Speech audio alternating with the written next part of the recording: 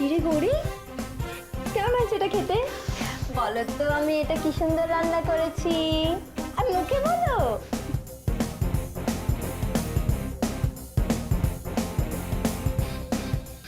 ये देखो फटाफट, तुम ही गलत निकले কিছু।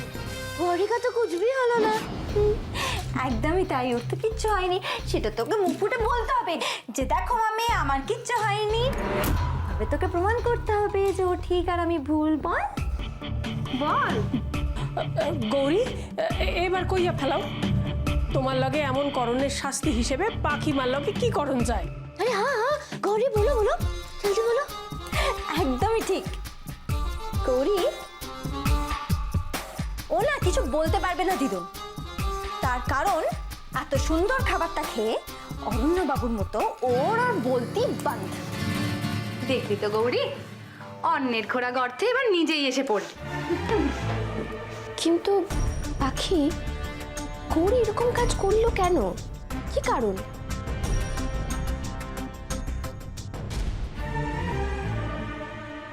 কি গৌরী, তুমি কিছু বলবে না? আমি বলছি অনুদি, আসলে ওর ভোগ খেয়ে নেওয়ার ব্যাপারটা আমি যখন বলে দিলাম, আর তাতে সবাই যখন ওকে বকলো, তখন ওর এটা মনে হয়েছে যে আমি ইচ্ছে করে এটা করেছি। আমি চাইলে কথাটা চেপে যেতে পারতাম, আর ভেবেছে আমি ইচ্ছে করে ওকে সবার সামনে অপমানিত করেছি, তাই ও আমার থেকে বদলা নিতে চাইছিল। তাই তো গৌরী, তুই আমার ওপর বদলা নিতে চাইছিলি, কিন্তু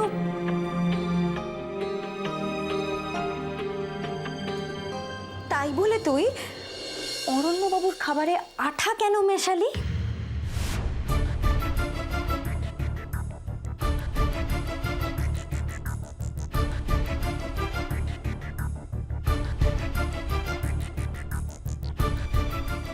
এ কি, আঠার এই কৌটোটা এখানে কি করে এলো? আমি তো নয়নকে আমার ঘরে রাখতে বলেছিলাম। এটা এটা রান্নাঘরে কি করে এলো? আমার প্রথমেই সন্দেহ হয়েছিল, একটা মানুষ খাবার খাবার পরে কি করে মুখটা বাবা আটকে যেতে পারে? আঠাশ ছাড়া তো সেটা কোনো মতে সম্ভব নয়। কিন্তু আমি তো এটাই বুঝে উঠতে পারছিলাম না যে এরকম একটা কাজ কে করেছে। কিন্তু এখন আমার কাছে উত্তর আছে।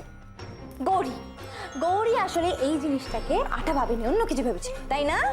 ওই দেখো, এটাকে ভেবেছিল যে ও খাবারে মিশিয়ে দিলে খাবারের টেস্টটা ঠিক অন্যরকম হয়ে যাবে, আর অরণ্যবাবুর খারাপ লাগবে, আর অরণ্যবাবু আমাকে প্রচন্ড বকবেন, তাই তো?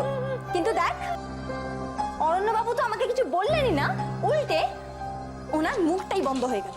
কেন গৌরী? হ্যাঁ, এরকম সিরিয়াল দেখে দেখে তোর মাথায় সব বুদ্ধি এসেছে, তাই না?